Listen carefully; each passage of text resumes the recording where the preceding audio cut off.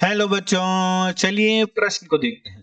प्रश्न है हमारे पास, यदि प्रत्येक प्रेक्षण में 5 जोड़ दिया जाए तो नया प्रसरण क्या होगा। प्रश्न के हमें 4 विकल्प दिए हैं, ए बी सी डी, जिनमें से हमें एक सही विकल्प का चयन करना है।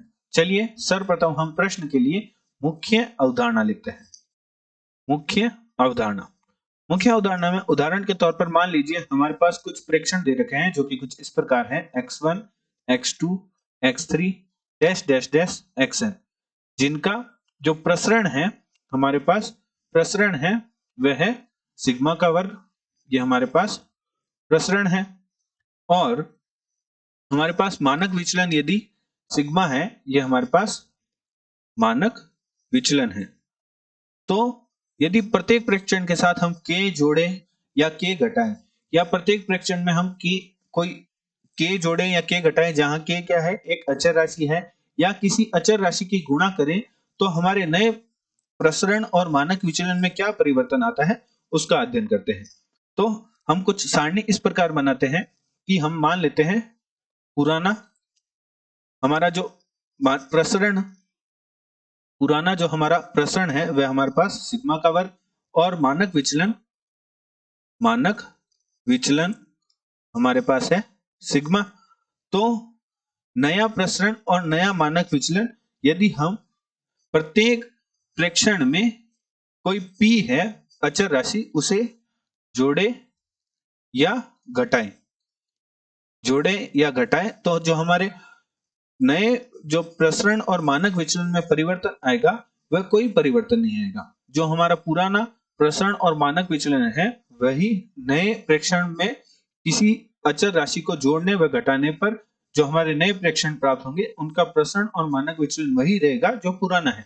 अर्थात हमारे पास नया प्रसरण होगा सिग्मा का वर्ग और मानक विचलन होगा सिग्मा।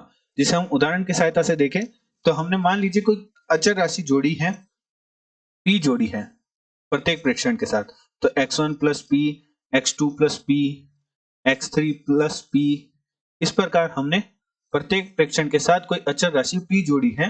तो हमारा जो प्रसरण है वह पुराना प्रसरण है वही रहेगा, और जो मानक विचलन है वह हमारा सिग्मा ही रहेगा। तो हमने इस प्रकार हम जोड़ने व घटाने पर प्रसरण और मानक विचलन में कोई परिवर्तन नहीं आता। यदि प्रेक्षण के प्रत्येक पद में हम कुछ भी जोड़े और घटाएं तो हमारे नए प्रसरण और मानक विचलन में कोई परिवर्तन नहीं आता। यदि हम प्रत्येक प्रेक्षण में कोई अचर राशि k की गुणा करें, यदि हम प्रत्येक प्रेक्षण में यदि हम k कोई अचर राशि है उसकी गुणा या भाग दें,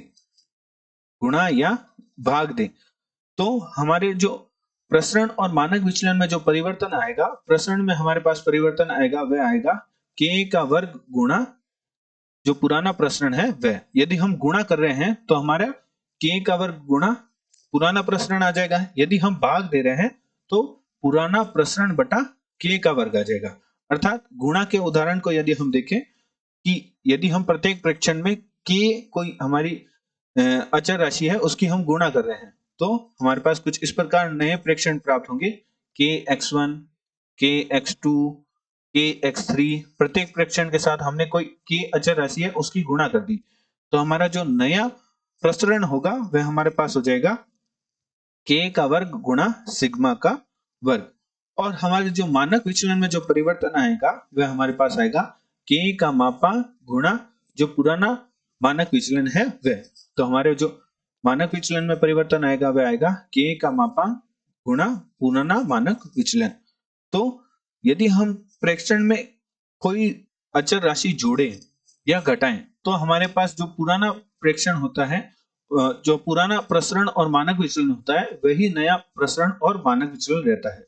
अतः प्रश्नानुसार प्रश्न में हमारे पास प्रत्येक प्रेक्षण में 5 को जोड़ा जा रहा है, तो जोड़ने व घटाने पर जो पुराना प्रसरण और मानक विचलन रहता है वही नए जो हमारे प्रेक्षण होते हैं उनका प्रसरण और मानक विचलन रहता है। अतः प्रसरण में कोई परिवर्तन नहीं आएगा।